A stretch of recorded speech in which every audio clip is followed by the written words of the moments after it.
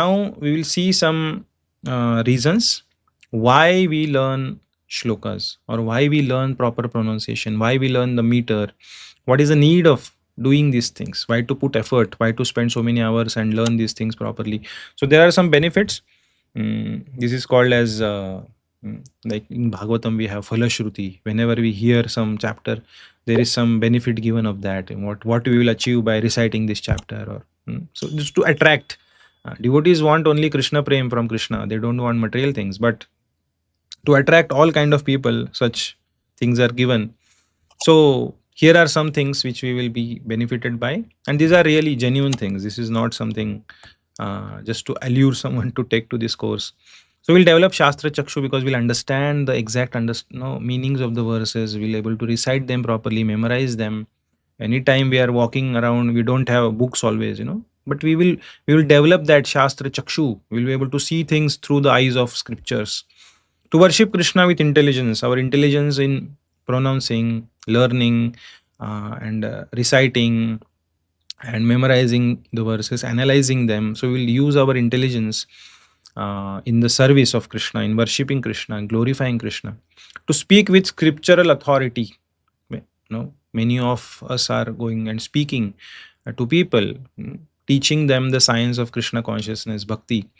So if we speak with proper authority of scriptures, if we have by-hearted verses, then our speech will be very authoritative, scripturally authoritative. To remember Krishna always, very nice. Anytime you have collection of verses in your memory, and anytime we can speak, offer prayers, and contemplate on the meaning, and keep ourselves, completely immersed in Krishna consciousness. To learn how to offer proper prayers, very important. Many times we go in front of the Lord, we don't know how to offer prayers, but if we have memorized, and if we know, the proper prayers given in the scriptures, we'll be able to speak them. To associate with spiritual sound, very important. To purify speech and mind, this is called as chitta shuddhi, vak shuddhi. Our speech will get purified. When speech will get purified, we'll rise in sattva guna. We'll chant these verses from scriptures. We will not feel like uttering dirty things, wrong things by our speech. When we remember these verses, we'll not feel like remembering dirty things, wrong things, which are not good for our existence.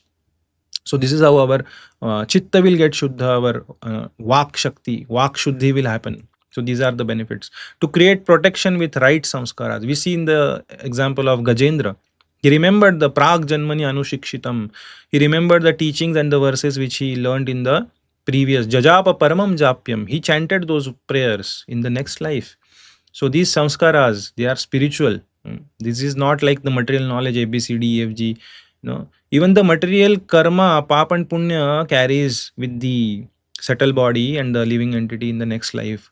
Then this is spiritual, directly related to the Atman, the soul. So we will surely carry these samskaras.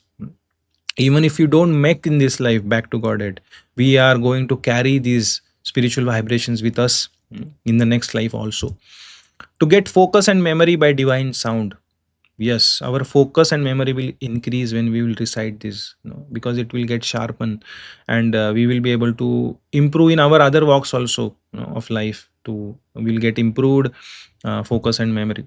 To relish poetic beauty of the scriptures. Yes, this is also there, because we should not read and recite and learn scriptures, while suffering. Why am I reading this? Why I have to do this? No, we relish and read through them. It is. Every practice is joyful in bhakti, in Krishna consciousness. So it should not be troublesome, it should not be uh, undesired. It should always be relished, and we will be able to relish. Once we learn these sciences, we will be able to relish the verses and the scriptures very nicely. So susukham kartum avyayam, we will realize how bhakti is susukham kartum avyayam. It is very easy and very happily performed. Then the most important is desire of Srila Prabhupada. As we saw the quotes of Srila Prabhupada, he wants us to learn. And there is a legacy of previous acharyas. They have put their hard efforts in composing this scripture. So if we are not able to analyze them grammatically and go through them and learn them properly, at least, because translations are available nowadays, but at least we should be able to recite them, at least the verses from scriptures and some verses from the compositions of Shad Goswamis, Vishwanath Chakravarti Thakur, Baldev Vidyabhushan, Srila Bhaktivinoda Thakur, and all other acharyas in our parampara, and other acharyas in other paramparas, other acharyas, they have also composed very nice poetries. So if we pronounce them rightly, if we remember them nicely, we will be so much filled with Krishna consciousness. So these are the benefits of learning shlokas, learning the right pronunciation of Sanskrit verses, and reciting them properly. Now we'll see 5 points of how to do this.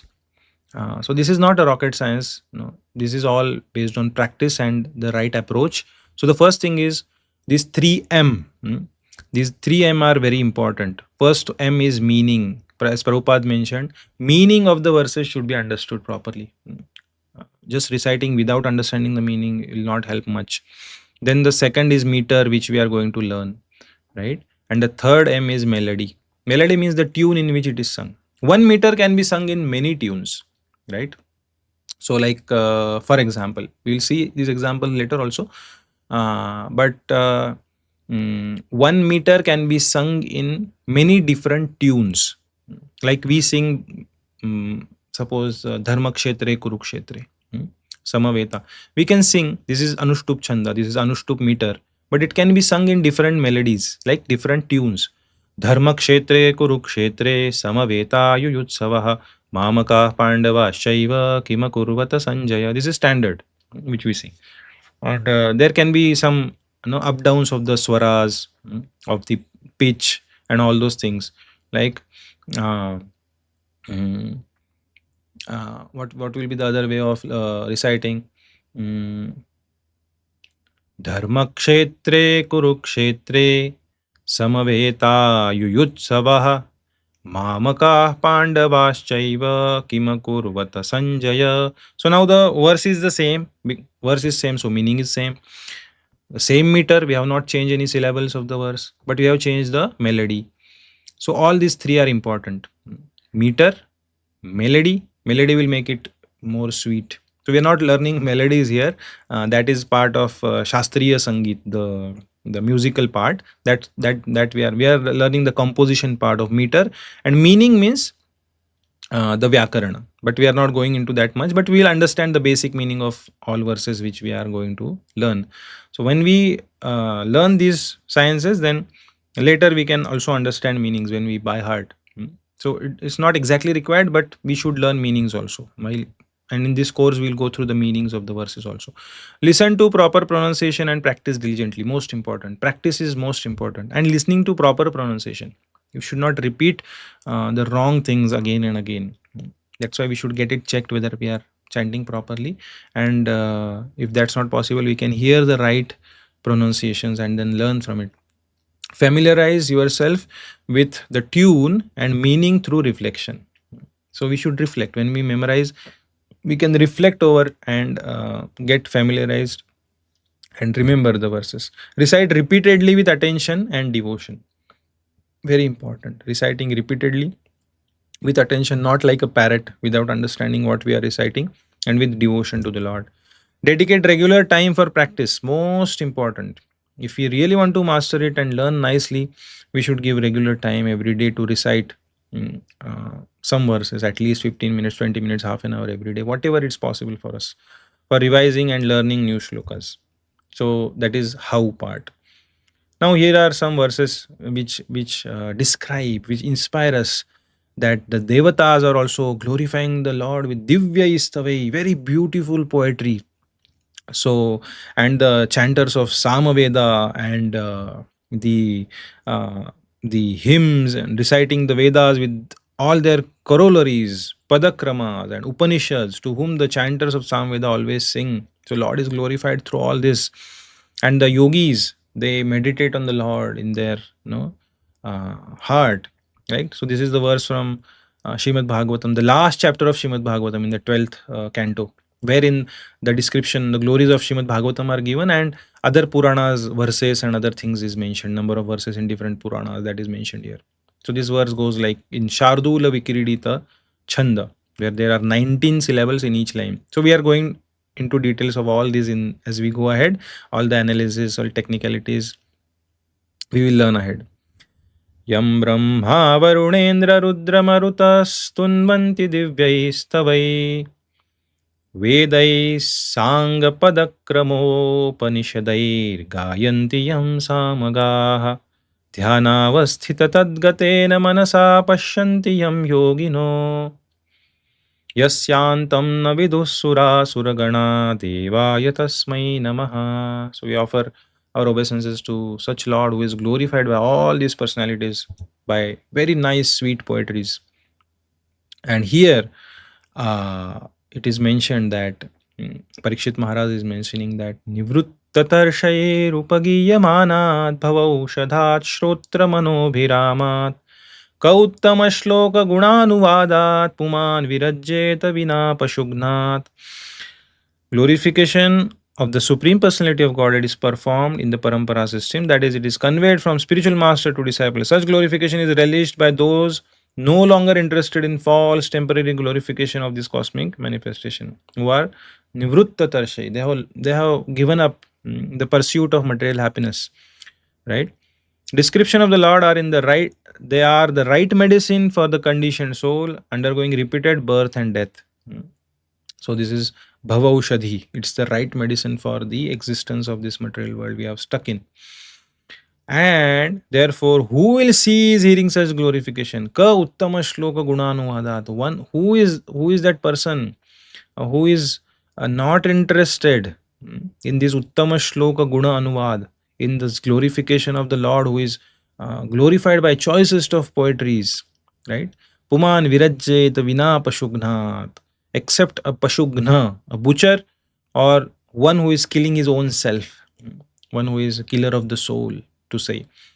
Soul cannot be killed, but killing a soul means taking the soul away from the Supreme Lord, Krishna, and suffering.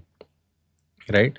So we should take interest in this poetry, not for the sake of just learning external things, but the essence of it. This is a very nice verse written by Srila Bhaktivinoda Thakur in Sanskrit, in that special Vaishnav bhajan, which some of you must be knowing. Bhaja Godruma Kanana Kunja Vidhum.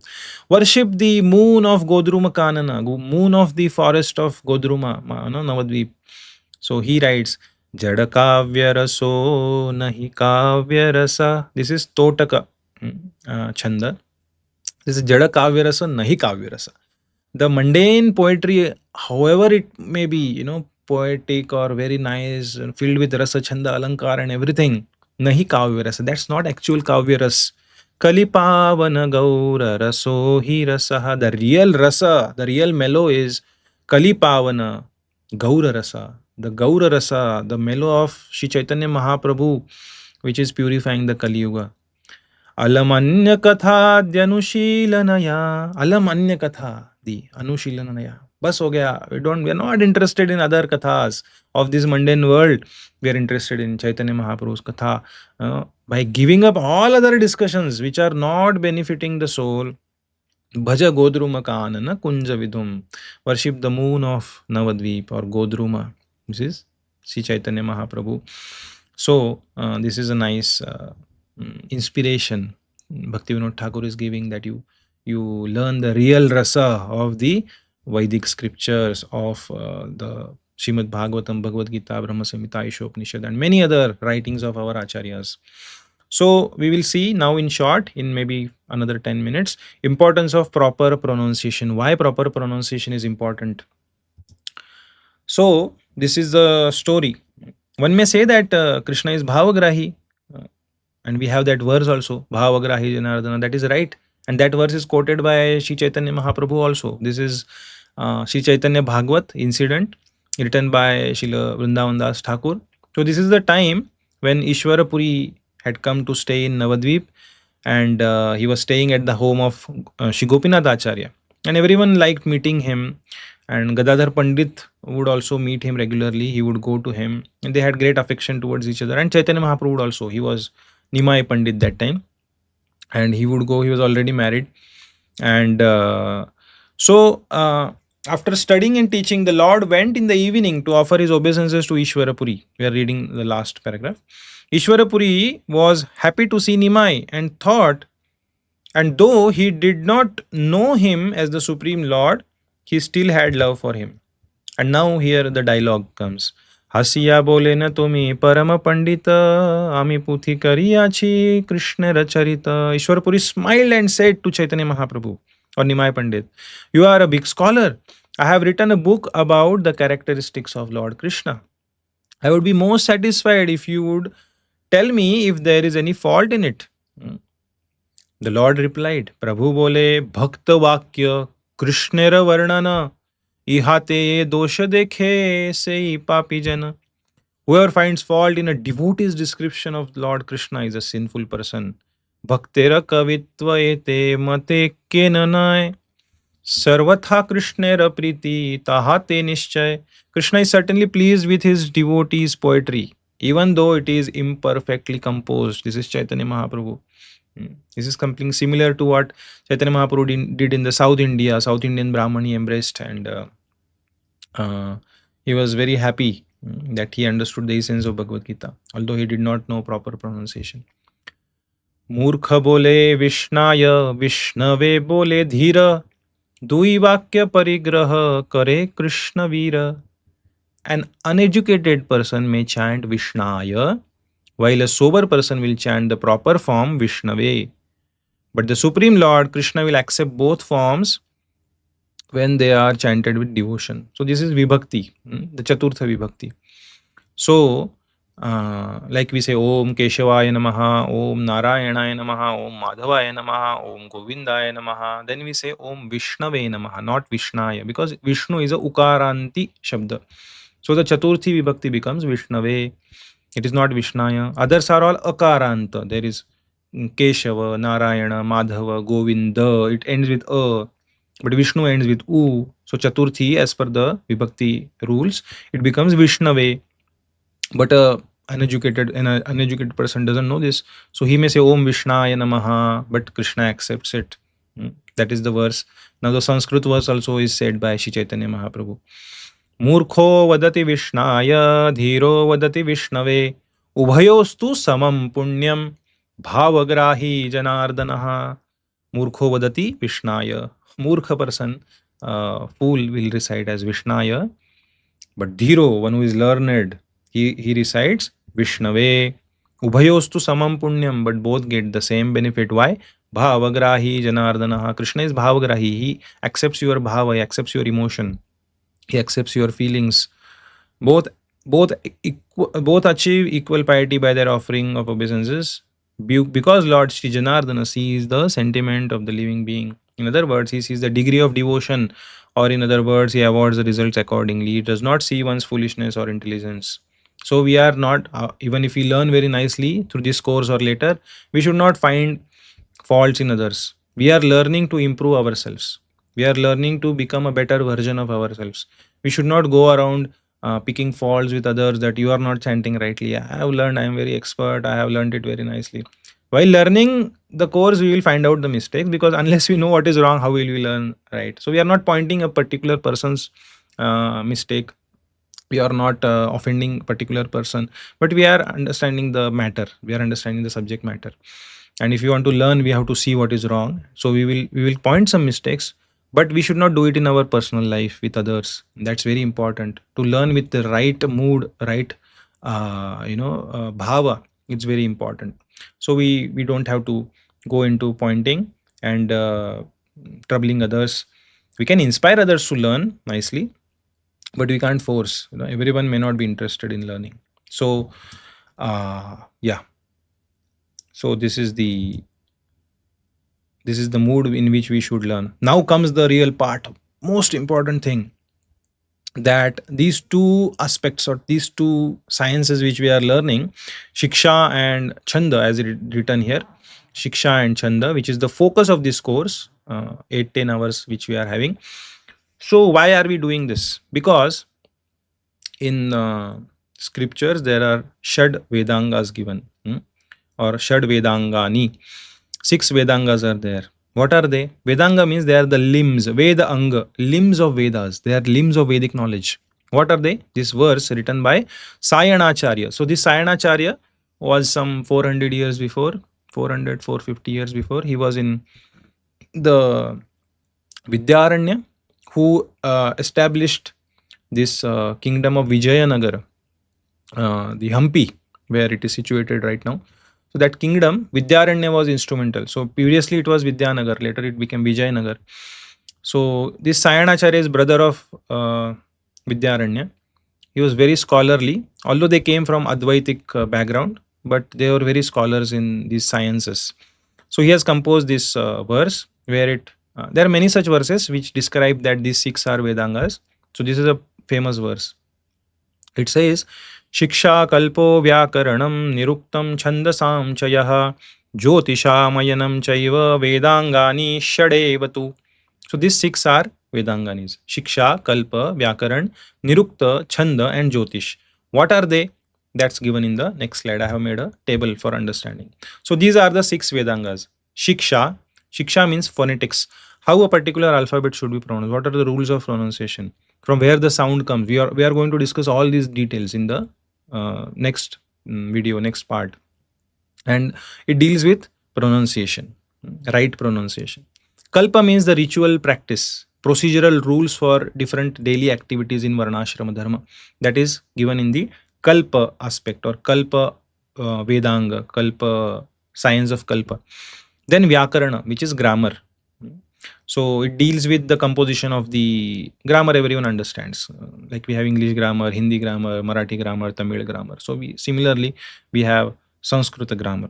There is Vibhakti, Sandhi, Samas, Lakar, all those things, tenses, and the conjunctions, and all those details are there in the grammar. That is Vyakarana. Nirukta means etymology, the exact meaning of each word. What is the root of that word? What all different meanings the word carries. All those things. Basically, dictionary, the science of dictionary, which is much more deeper than English dictionary in Sanskrit. It is very, very precise and very interesting. So it deals with this, koshas, amar kosha, and other, finding the roots, pratipadikas of each word and other things. So that is nirukta, etymology, how the word or akshara gets meaning. Chhanda, which we are also going to learn in this, that is meter or prosody. The meter or the scientific rules which bind a poetical composition, verse structure, for to say, to say as written here, verse structure. Jyotisha. Jyotisha is astronomy and astrology. So there are different types of Jyotish. There is Siddhanta Jyotish, Samhita Jyotish, Hora Jyotish. So different types, which some predict the proper time for the procedural timing. Some are predictive astrologies. So these are all part of Jyotish. So these mainly the Kalpa and Jyotish, they are important, but the other four are most important if you want to learn scriptures and understand them. So in Gurukula, these sciences are taught in this sequence generally. They go parallel only together, but this should be the sequence. First, you should understand reciting, pronouncing properly each alphabet, understanding the science behind pronunciation. Then comes chanda, understanding meters, how the composition of verses happen. Then comes vyakaran, learning grammar, and then comes nirukta, learning the etymology, learning the meanings. So it's not that after learning whole shiksha, then only you go to chanda. It's not like that. But the focus or the initial teachings are started like this. They all go parallel, but this is the way generally it is learned. Yeah, and this explains previous verse we saw that these are the angas or limbs of Vedic knowledge or Vedas. So how they are limbs, which limbs they are, that is given in this verse. So this verse says, छन्दः पादौ तु वेदस्य हस्तौ कल्पोऽथ पठ्यते ज्योतिषामयनं चक्षुः निरुक्तं श्रोत्रमुच्यते शिक्षाघ्राणं तु वेदस्य मुखं व्याकरणं स्मृतं तस्माद् वेदाङ्गशास्त्रं तु वेदस्याङ्गं प्रकीर्तितम्. छन्दः पादौ, the meters are like the two legs or feet of Veda. We walk with feet. So the verses walk with meter. They are composed in a meter. They walk or they are chanted in meter. That's why the chanda, the meters are like pada or the legs or the feet of the Vedas, right?